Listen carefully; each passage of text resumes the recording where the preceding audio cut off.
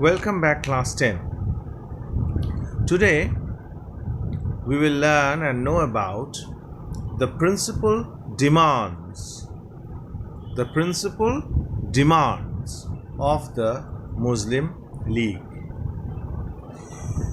A Muslim deputation consisting of prominent persons from many provinces waited upon the Viceroy on 1st October 1906.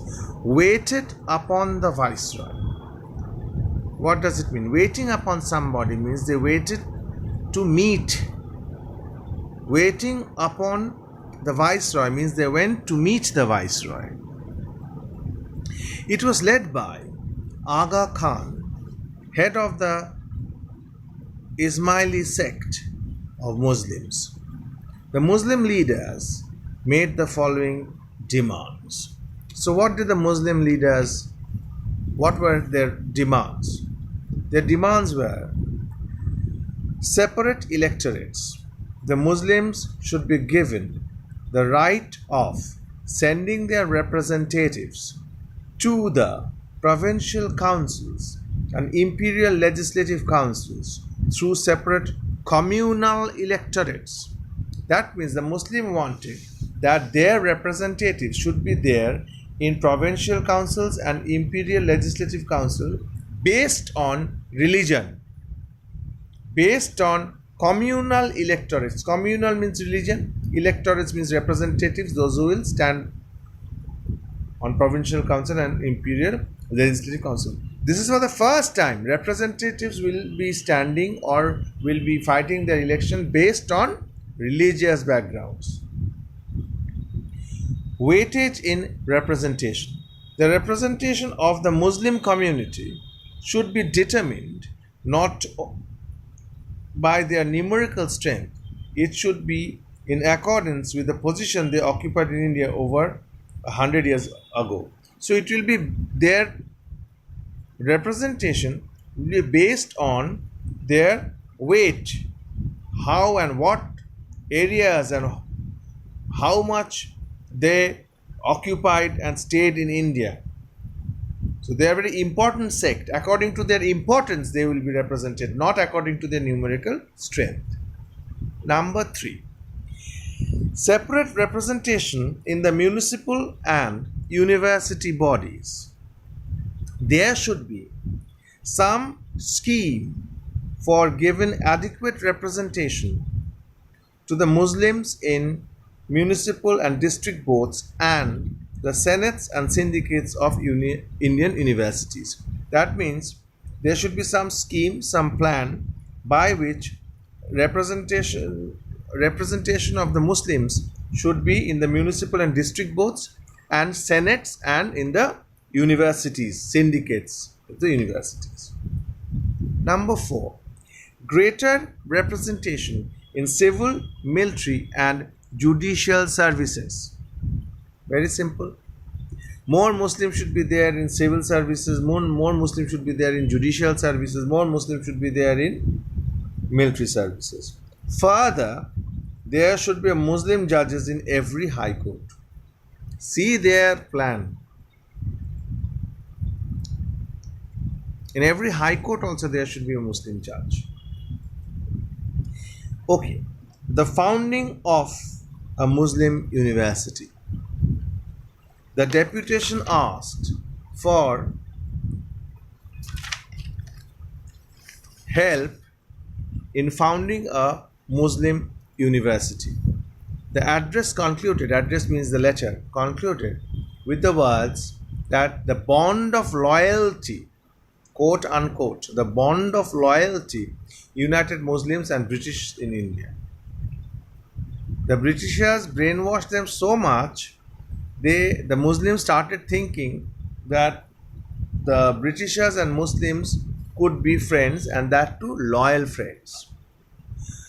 Lord Minto's assurance. Lord Minto gave an assurance that the political rights and interests of Muslims should be duly safeguarded. Such an assurance gave rise to suspicion Lord Minto assured that the political interests and rights of the Muslim will be safeguarded. Okay, now we come to Morley Minto reforms.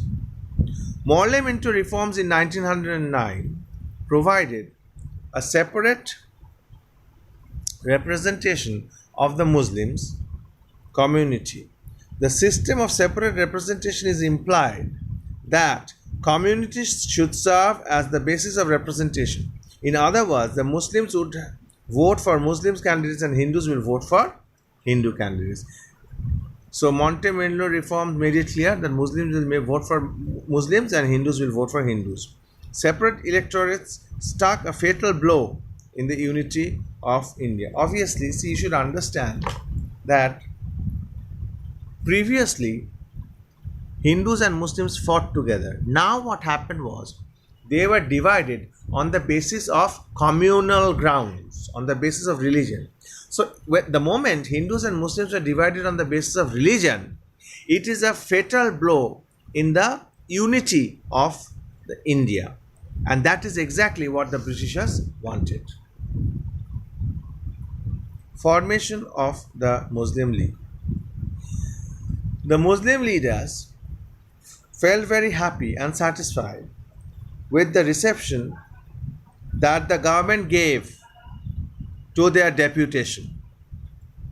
In December 1906, the delegates from various provinces had assembled in Dhaka in connection with the Muslim Educational Conference.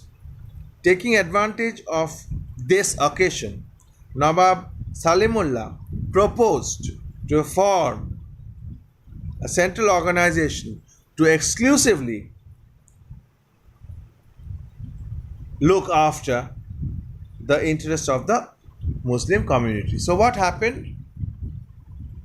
In 1906 December, the delegates from various provinces assembled in Dhaka in connection of Muslim Educational Conference. It was a Muslim Educational Conference. So Nawab Salimullah took the opportunity and suggested that there should be a central organization, body to look after the interests of the Muslims.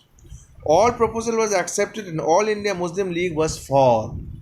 So All India Muslim League was formed on 30th December 1906. Its Dhaka session was presided by Nawab Salimullah. Obviously, he gave the proposal, so he will be the obvious president of that. But the league's constitution was framed in 1907 at Karachi.